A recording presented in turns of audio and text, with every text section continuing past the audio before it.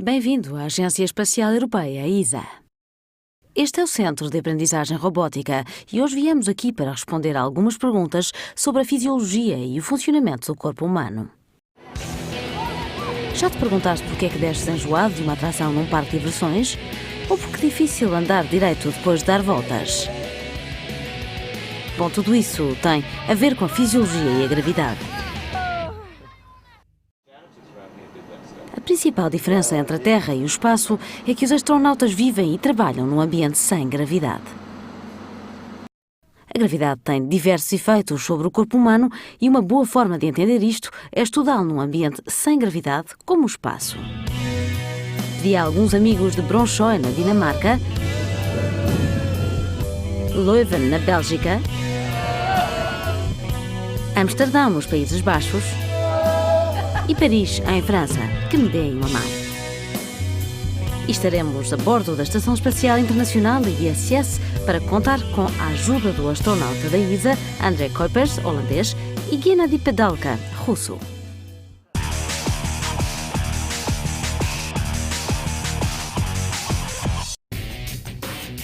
Olhem, aí está o logotipo da ESA. Uma venda e uns tampões para os ouvidos. Pergunto-me para que serão. E Gennady, cuidado! Se o soltar, quem sabe para onde ele vai parar? Tentas indicar o logotipo de novo? Não acertaste. Talvez na próxima vez. No espaço, os astronautas perdem facilmente o sentido de orientação. Normalmente sentem-se enjoados e ficam desorientados. Por que vocês acham que acontece isto? O cérebro humano recebe informação sobre a posição do corpo de 3 fontes: os olhos, os sensores em músculos e tendões e um grupo de sensores do interior do ouvido conhecidos como sistema vestibular. Utilizamos os olhos constantemente para obter referências visuais que nos permitam definir a nossa posição sentados, deitados ou de pé. Os sensores dos nossos músculos e tendões informam ao cérebro se estamos erguidos. Na Terra, este sistema funciona sem a ajuda da vista. Mesmo com os olhos fechados, podemos estabelecer a nossa posição relativa onde é para cima e onde é para baixo. Dentro do ouvido encontra-se o sistema vestibular. Este sistema está composto por otolitos e canais semicirculares. Os otolitos percebem quando movemos a cabeça para frente ou para os lados. São sensíveis à gravidade e por isso nos ajudam a determinar a nossa posição. Os canais semicirculares são preenchidos com um líquido que detecta o movimento angular ou a rotação da cabeça. É como um complexo sistema de nivelamento. Estes 3 tipos de sensores ajudam a formar o nosso sentido de equilíbrio e de orientação. Na Terra, o sistema vestibular e os músculos e tendões estão adaptados à gravidade. No entanto, no espaço, o cérebro tende a comportar-se como na Terra. Por isso, tenta adaptar a informação que recebe a pontos de referência que lá não existem. Com estes 2 sistemas de orientação fora de jogo, não é estranho que o cérebro demore em determinar o que está para cima e o que está para baixo. Por essa razão, muitos astronautas sofrem da síndrome de adaptação ao espaço ou mal do espaço, similar ao típico enjoo da Terra. No entanto, depois de um determinado tempo, o cérebro acostuma-se às novas condições. Vimos o André tentar encontrar o logotipo. Com os olhos vendados, os únicos sensores que podia usar eram os seus músculos e tendões e o sistema vestibular, e isso não é de grande ajuda no espaço. É isso, parece divertido. Parecem totalmente desorientados. Como o André, os nossos amigos desajustaram o seu sistema vestibular dando voltas. E por isso eles não têm o sentido da orientação para acertar.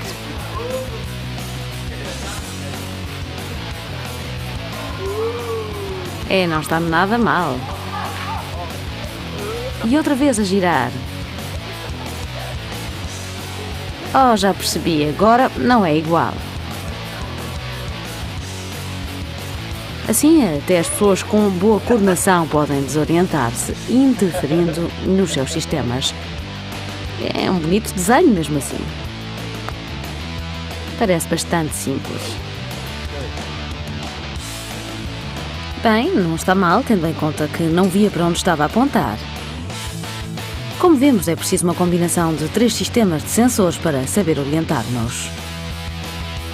Na Terra, sentimos-nos estranhos se algum dos sistemas é anulado, mas podemos confiar nos outros. Bom tiro! Os astronautas devem realizar muitas tarefas importantes no espaço, por isso é importante que não se desorientem demasiado. Uma coisa é falhar uns cestos, como os nossos amigos da Dinamarca. A outra é cometer um erro no espaço. Vejamos outros efeitos da gravidade no nosso corpo.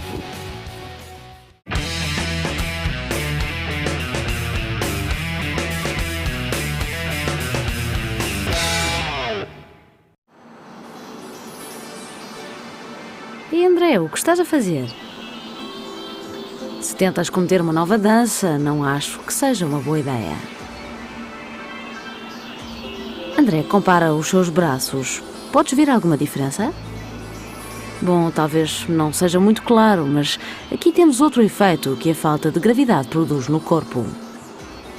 O sangue flui pelo nosso corpo numa rede de vasos sanguíneos denominados artérias e veias. O coração bombeia o sangue por este conjunto de condutos que forma um mecanismo denominado sistema cardiovascular.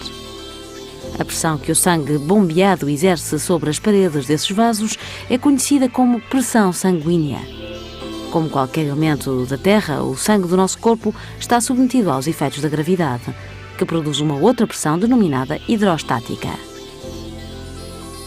Assim, ao estar de pé, o sangue flui para a parte inferior do nosso corpo, o que faz com que a pressão sanguínea seja maior nas pernas do que nos braços.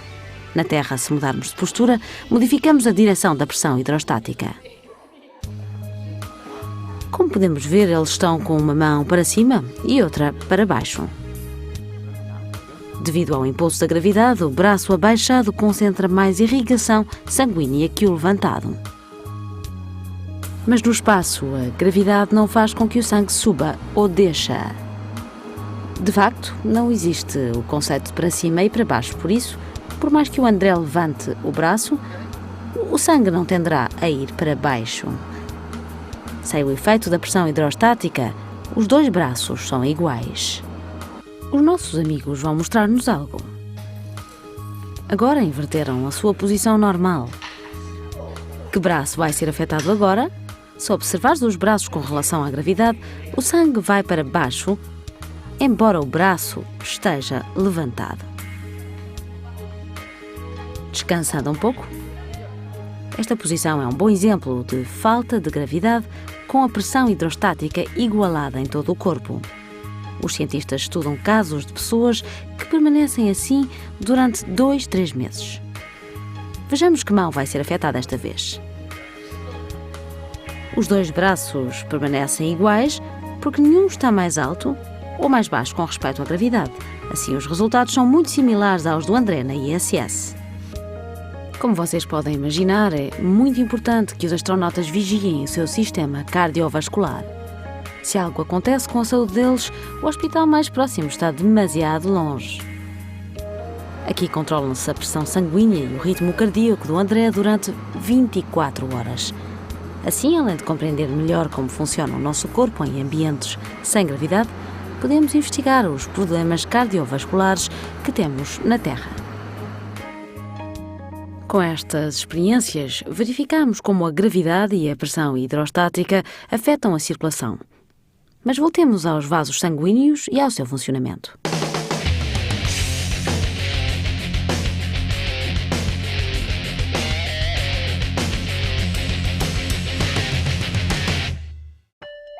Esta é uma sala de aula do antigo colégio do André, nos Países Baixos.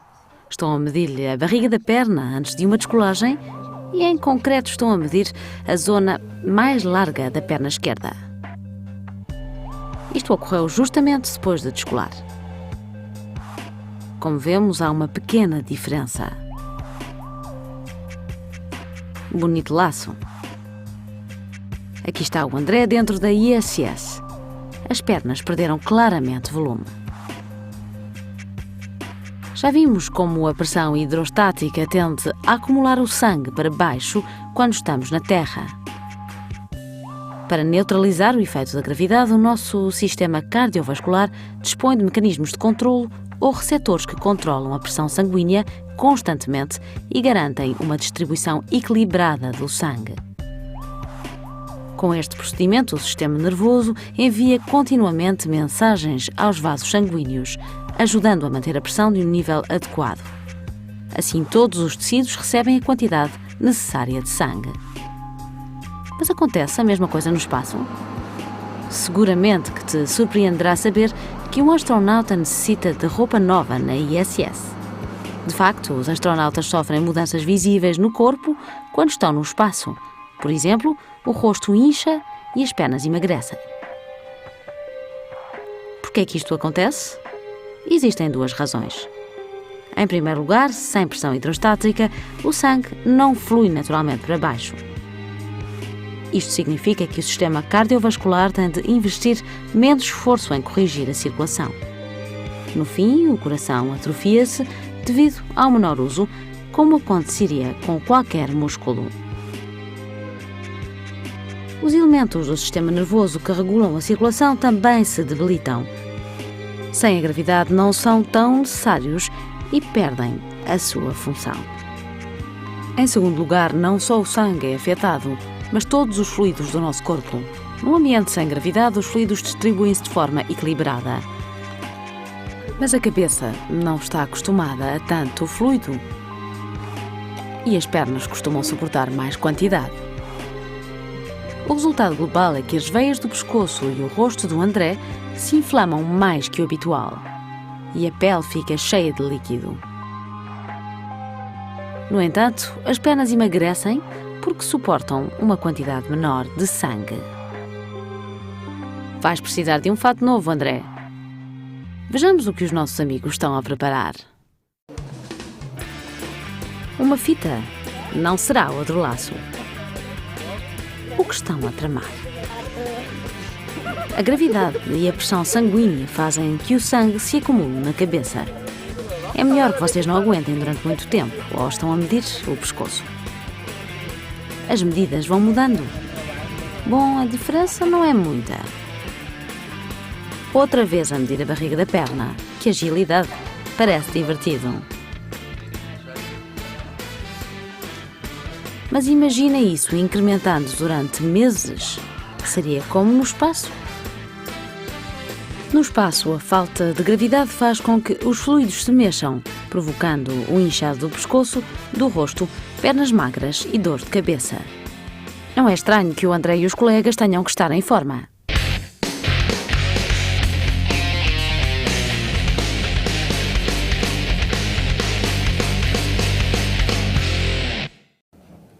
Olá, André. Estás a medir-te de novo?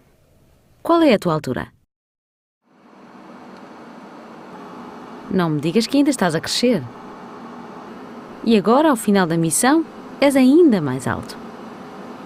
Nunca tentaste mostrar que eras mais alto que alguém? Bem, pode ser que o espaço te ajude. A nossa coluna está composta por pequenos ossos chamados vértebras.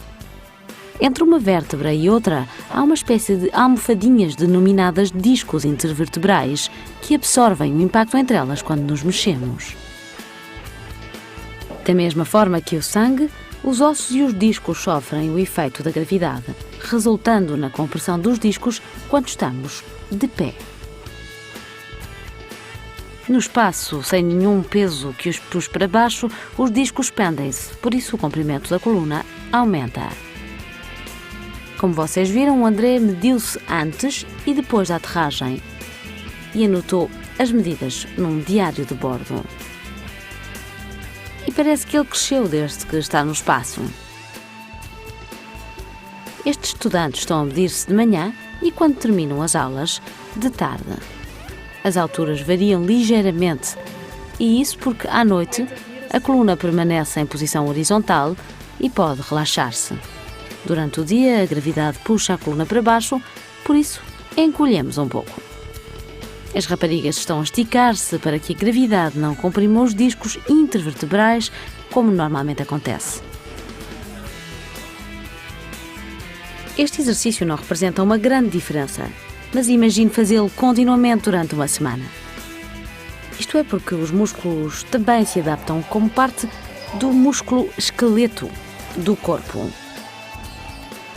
Este termo refere-se ao facto que os músculos estão unidos aos ossos, funcionando juntos como um sistema que nos permite movimentar-nos.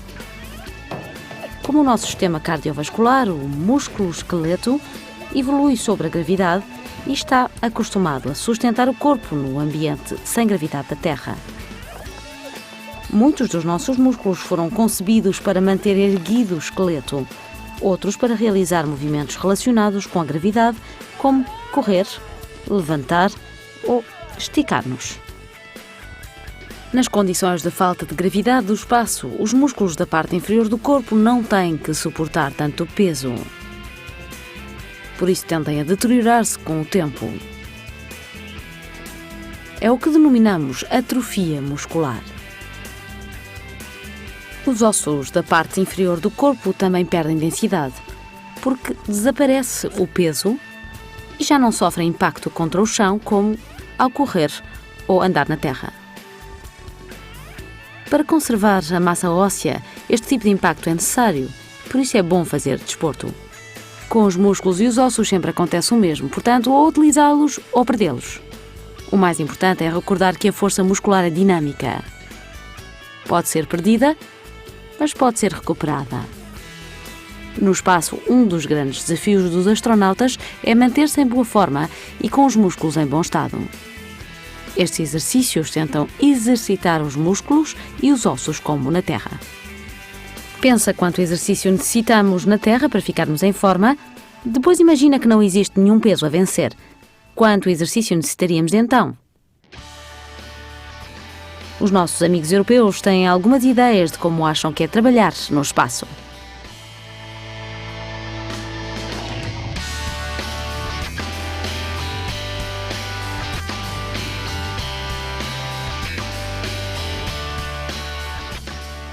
Nenhuma destas situações são exatamente iguais a estar no espaço, mas dão-nos uma ideia do que se pode esperar.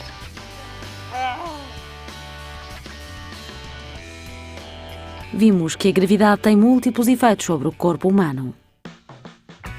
Na Terra usamos 3 tipos de sensores para nos orientarmos: os músculos e tendões, o sistema vestibular e os olhos.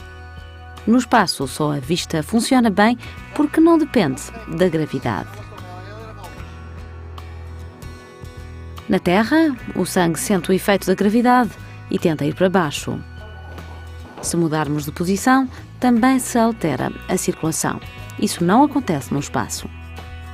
O nosso sistema cardiovascular está habituado a que o líquido vá para baixo e a bombear o sangue para a cabeça.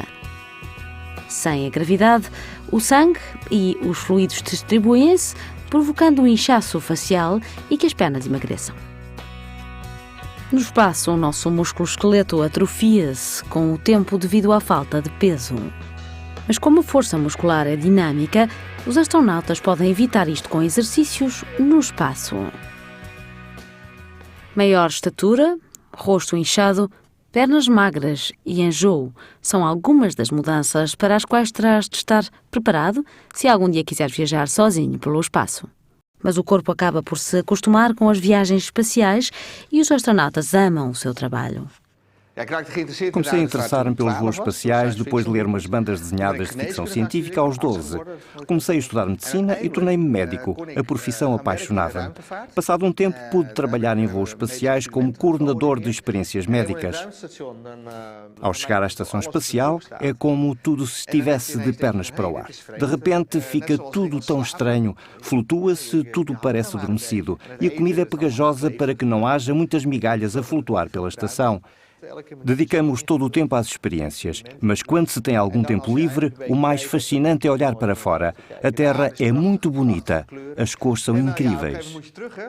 Mas então chega o momento de voltar. Tudo é estranho ao aterrar, nem mesmo se consegue andar bem. Se rodas a cabeça, tudo parece dar voltas.